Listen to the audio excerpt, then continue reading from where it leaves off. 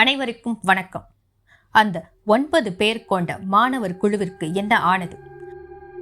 1959 ரஷ்யாவில் நடந்த ஒரு அமானுஷ்யமான நிகழ்வு. இன்று வரை அந்த மர்ம முடிச்சை யாராலும் அவிழ்க்க முடியவில்லை. அந்த கதை என்ன அப்படிங்கிறத வாங்க பார்க்கலாம்.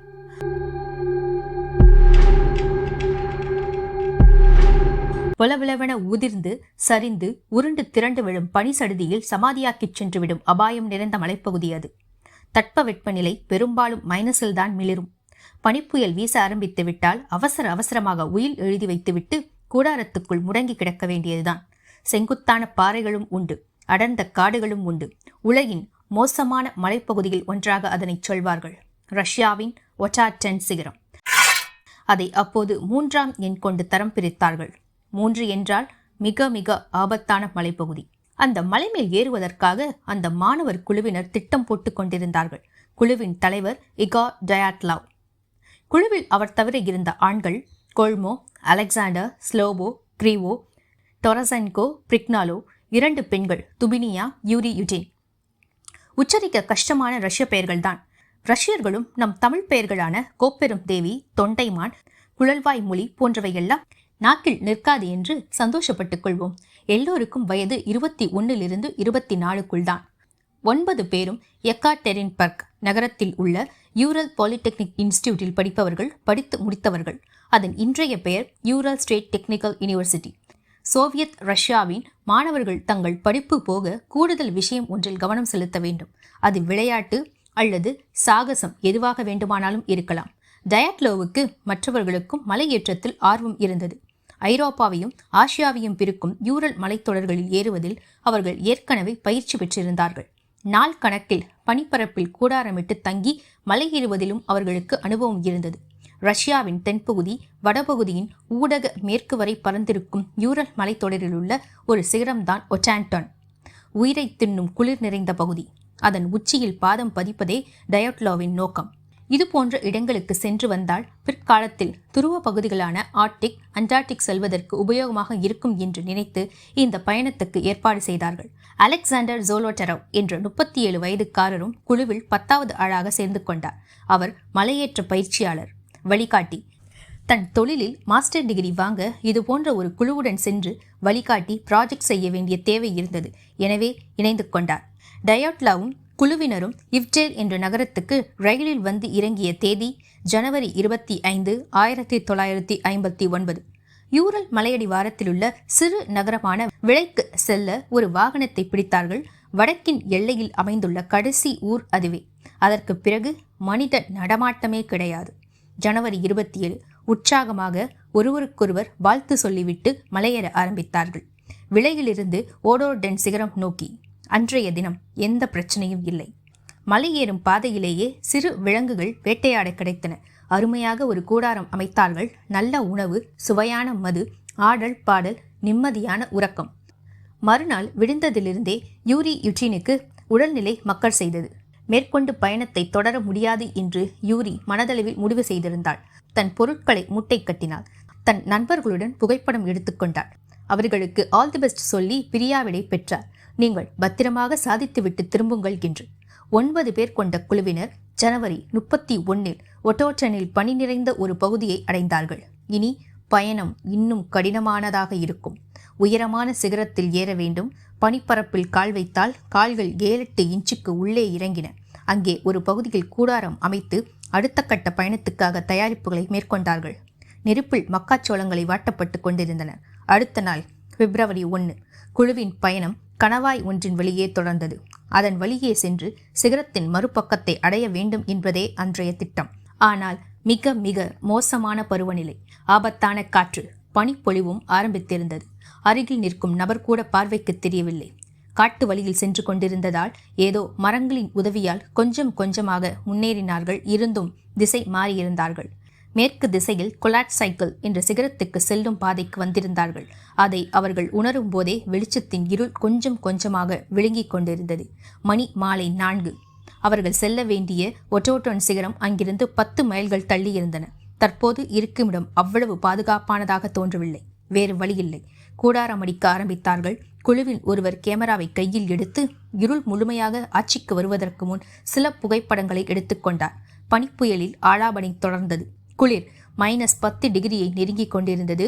மணி 6:30 தாண்டிய போது எல்லோரும் சாப்பிட ஆரம்பித்தார்கள். இனி கூடாரத்தின் கயிறுகளை உள்பக்கமாக இழுத்து கட்டிக்கொண்டு பதுங்கிக் கொள்ள வேண்டியதுதான்.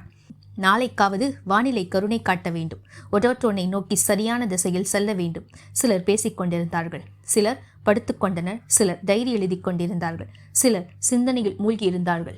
குளிர் -20 நோக்கி வெகு வேகமாக முன்னேறி கொண்டிருந்தது. மறுநாள் உலகத்துக்கு விடிந்தது. பிப்ரவரி 12. ஒட்டோட்டன் சிகரத்தை தொட்டுவிட்டு மீண்டும் விளை நகரத்துக்கு குழுவினர் திரும்ப வேண்டிய தினம். அங்கு வந்து சேர்ந்த பின் எக்கோடெரின் பார்க் நகரத்துக்கு தந்தி அனுப்புவதாக டயாட்லவ் சொல்லியிருந்தார். அன்று எந்த தந்தியும் வரவில்லை. இம்மாதிரியான பயணங்களில் ஒரு சில நாட்கள் தாமதம் என்பது சாதாரணம். எனவே நண்பர்களும் உறவினர்களும் அதனை பெரிதாக எடுத்துக்கொள்ளவில்லை. ஆனால் அடுத்த 4-5 நாட்களுக்கும் தந்தி வராமல் போக குடும்பத்தினர் மத்தியில் பதட்டம் மெதுவாக பரவ ஆரம்பித்தது. பிப்ரவரி 21. குழுவினரது குடும்பத்தினர் யூரல் பாலிடெக்னிக் இன்ஸ்டிடியூட்டை சூழ்ந்தார்கள். என்ன ஆகியிருக்குமோ என்ற படபடப்பு. இன்ஸ்டிடியூட்டை சேர்ந்தவர்களுக்கும் எந்த தகவலும் இல்லை. மலையேற்றத்தில் கொஞ்சம் அனுபவம் கொண்ட ஆசிரியர்களும் மாணவர்களும் சேர்ந்து ஒரு குழுவை அமைத்தார்கள். தேட கிளம்பினார்கள்.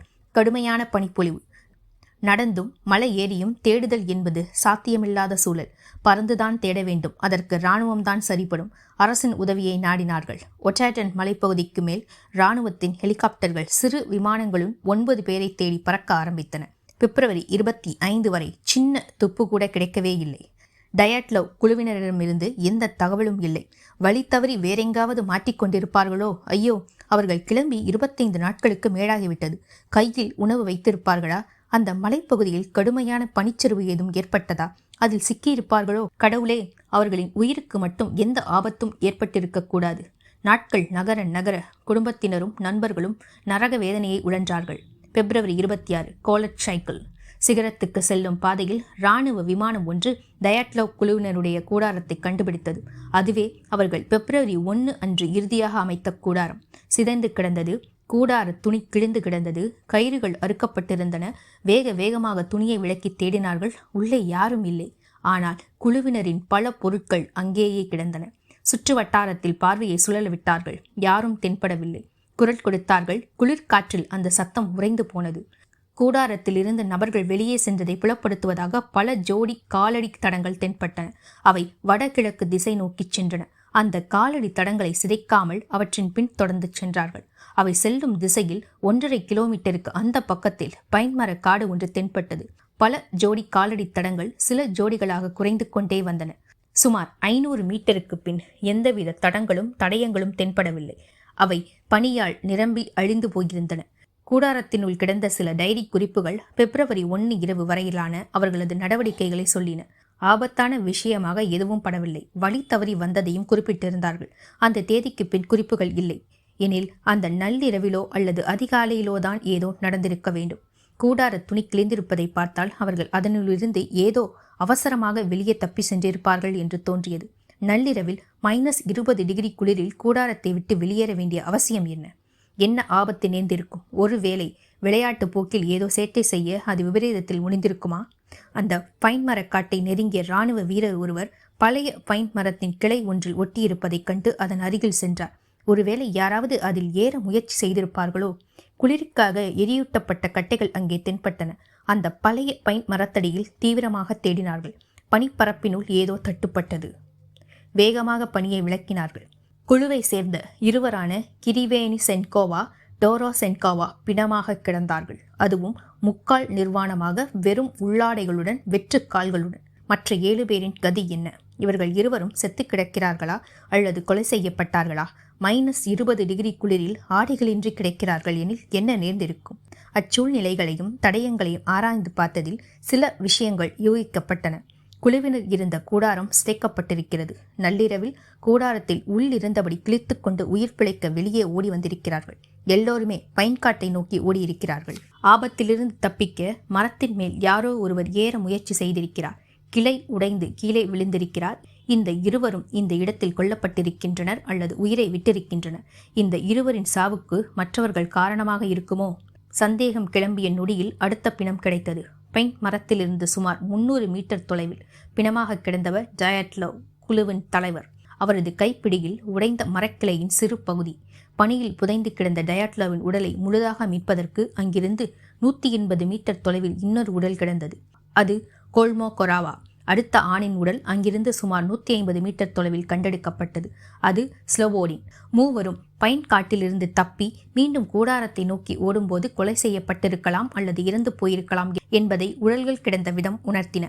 தேடும் குழுவினர் மீதி 4வராவது உயிருடன் கிடைப்பார்களா என்று தீவிரமாக தேட ஆரம்பித்தார்கள். நாட்கள் நகர்ந்தன, வாரங்கள் வளர்ந்தன. நம்பிக்கையை முற்றிலும் இழந்து பனிப்பரப்பை தோண்ட ஆரம்பித்தார்கள் உடல்களை தேடி. 1959 பிப்ரவரி 1 நள்ளிரவில் தொலைந்து போனவர்கள் மே 4 அன்றுதான் கண்டெடுக்கப்பட்டார்கள். அந்த பைன் மர காட்டுக்குள் பனியில் 4 மீட்டருக்கு கீழ் 4 உடல்களுமே ஒன்றாக புதைந்திருந்தன அல்லது புதைக்கப்பட்டிருந்தன. 4வருமே முழுக்க உடை அணிந்திருந்தார்கள். ஆனால் ஒருவர் உடை இன்னொருவருக்கு இடம் மாறியிருந்தது. முதல் 5 உடல்கள் கிடைத்ததுமே விசாரணை வேறு வேறு கோணங்களில் நடந்தன. பிரேத பரிசோதனையில் அந்த 5 உடல்களை ஆராய்ந்து பார்த்ததில் வெளிப்புறத்தில் பெரிய காயங்கள் எதுவும் இல்லை. ஆனால் ஸ்லோவோடியின் உடலில் மண்டை ஓட்டில் கீறல் விழுந்திருப்பது தெரிய வந்தது. மே மாதத்தில் கிடைத்த 4 உடல்களை ஆராய்ந்த போது பதபதப்பு அதிகமானது. அலெக்சாண்டர் உடலில் மரணம் நேர்ந்ததற்கான எந்தவித அடையாளங்களும் தென்படவில்லை. பிரிக்னேலாவின் தலையில் யாரும் பலமாக தாக்கிய காயமோ இரத்தக்கரையோ இல்லை. ஆனால் மண்டை ஓடு சிதைந்திருந்தது. மலையேற்ற பயிற்சியாளரான குழுவில் சென்ற சோலோடோராவின் நெஞ்செலும்புகள் நொறுங்கி கிடந்தன. குழுவில் இருந்த பெண்ணான துபினியாவின் கோட்டும் தொப்பியும் இவர் உடலில் அணிவிக்கப்பட்டிருந்தன. பைன் மரத்தில் முக்கால் நிர்வாணமாக கிடந்த கிரிவோனின் உடைகள் துபினியாவின் உடலில் அணிவிக்கப்பட்டிருந்தன. உறைந்த இரத்தத்துடன் அவளது வாய் திறந்து கிடந்தன. நாக்கை காணவில்லை. உடல்களை எல்லாம் ஆராய்ந்துவிட்டு மருத்துவக் குழுவினர் பொதுவாக ஒரு காரணத்தை சொன்னார்கள். இந்த மரணங்கள் ஹைப்போதெர்மியா என்ற பாதிப்பால் நிகழ்ந்தவை. அதாவது மனிதனின் உடல் சீராக இயங்க தேவையான வெப்பநிலை 35 டிகிரி செல்சியஸ். அது குறையும் போது ஏற்படும் பாதிப்பு இது. அதிலும் ஒரு வகை பாரடாக்சிக்கல் அன்ட்ரெஸ்ஸிங். உடல் வெப்பநிலையை கட்டுப்படுத்தும் மூளையின் ஒரு பகுதி செயலிழக்கும் போது மனிதன் தன்னிலை இழக்கிறான். அதீத குழப்பத்திலும் பதட்டத்திலும் மைனஸ் குளிரிலும் உடைகளை காலணிகளை எல்லாம் கலற்றி எறிகிறான். உடல் மேலும் வெப்பத்தை இழக்க தாங்க முடியாமல் அங்கும் இங்கும் பைத்தியக்காரனாக ஓடுகிறான். கோமா நிலையை அடைகிறான். உறைப்பனியில் உயிரை விடுகிறான்.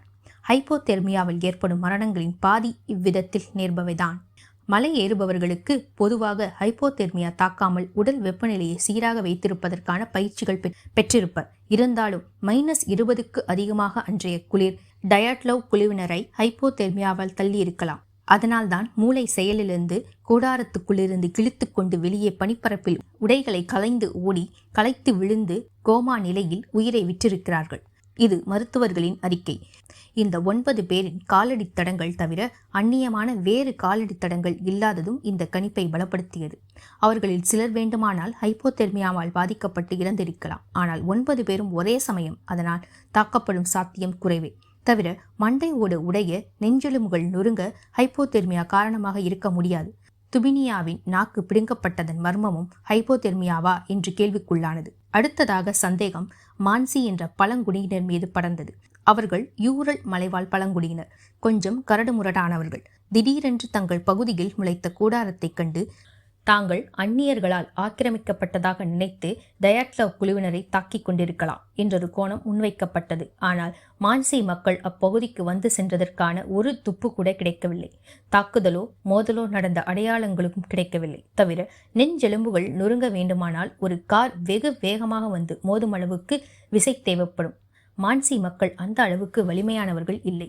மனித சக்திக்கு அப்பாற்பட்ட ஓர் அதீத சக்தி இவர்களை கொண்டிருக்கிறது என்ற அடுத்த பரிமாணத்தில் யோசிக்க ஆரம்பித்தார்கள்.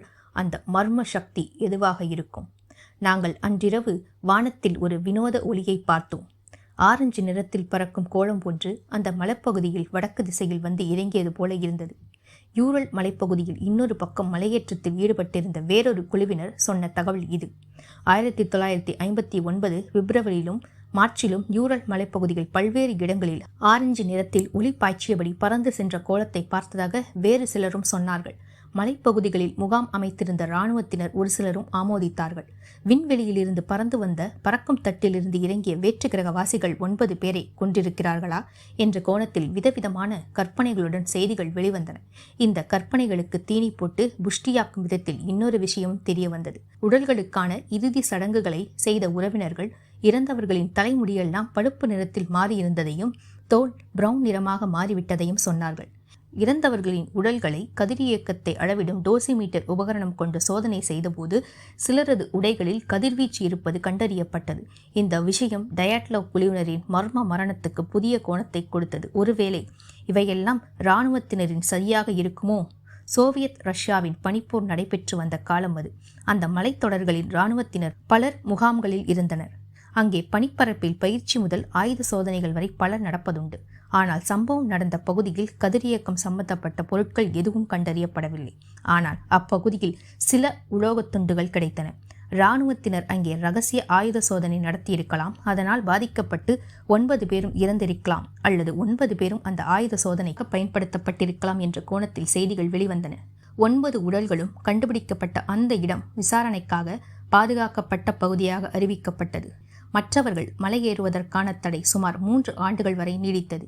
மரணங்கள் குறித்த மர்மம் மட்டும் விதவிதமான பரிமாணங்களில் வளர்ந்து கொண்டே சென்றது. 1967 டயாட்லவ் மர்மத்தை வைத்து of the highest rank of complexity என்ற நாவல் வெளிவந்தது. எழுதியவர் பத்திரிகையாளரான யூரி.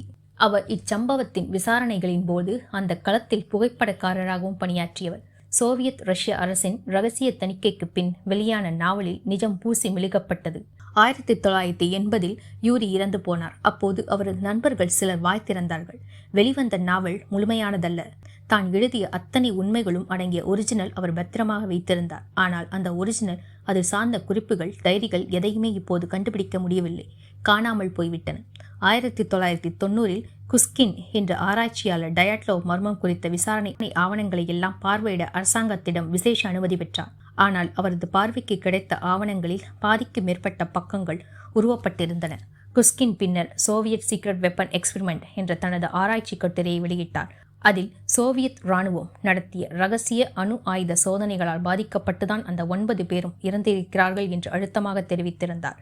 ஆனால் அங்கே அணு ஆயுத சோதனை நடந்ததற்கான ஆதாரம் இதுவரை வெளிவரவில்லை. 9 பேரும் எப்படி இறந்தார்கள் என்ற மர்மம் விலகவே இல்லை. இன்றைக்கு ஒட்டாடன் சிகரத்தை நோக்கி செல்லும் அந்த பகுதி டயாட்லவ் பாஸ் என்ற பெயரில்தான் அழைக்கப்படுகிறது. டயாட்லவின் மலையேற்ற குழுவில் இருந்து பின் உடல்நிலை ஒத்துழைக்காத காரணத்தால் ஊர் திரும்பியதால் உயிர் பிழைத்த யூரி யுட்டின் ஒருமுறை பேட்டி கொடுத்தார். கடவுளிடம் ஒரே ஒரு கேள்வி கேட்கும் வாய்ப்பு கிடைத்தால் நான் இதைத்தான் கேட்பேன். அந்த இரவில் என் நண்பர்களுக்கு என்ன நடந்தது? ஆம், யாருக்கும் தெரியாத ஒரு மர்மம்தான். இந்த கதையை நான் எந்த புத்தகத்திலேருந்து வாசிச்சிருக்கேன் அப்படின்னா, வெளிச்சத்தின் நிறம் கருப்பு, எழுத்தாளர் முகில் அவர்கள் எழுதிய மர்மங்களின் சரித்திரம் அப்படிங்கிற ஒரு புத்தகத்திலேருந்து நான் வாசிச்சிருக்கேன். இந்த ஒரு கதையே இவ்வளோ நல்லா இருக்கு அப்படின்னா மற்ற கதையெல்லாம் எவ்வளோ மர்மம் நிறைஞ்சதாக இருக்கும் அப்படின்னு யோசிச்சு பாருங்கள். டைம் கிடைக்கும்போது இந்த புத்தகத்தை வாங்கி பாருங்கள். This is books of soul channel. இந்த சேனலில் புக் பற்றின ரிவ்யூ, சம்மரி, அப்புறம் இந்த மாதிரி சிறுகதை வாசிக்கிறது, அப்புறம் அமானுஷ்ய கதைகள் வாசிக்கிறது, அதெல்லாம் நான் பண்ணிகிட்ருக்கேன். பிடிச்சிருந்துச்சு அப்படின்னா சேனலை சப்ஸ்கிரைப் பண்ணுங்கள். உங்கள் ஃப்ரெண்ட்ஸ் அண்ட் ஃபேமிலிஸ் கூட ஷேர் பண்ணுங்கள். தேங்க்யூ.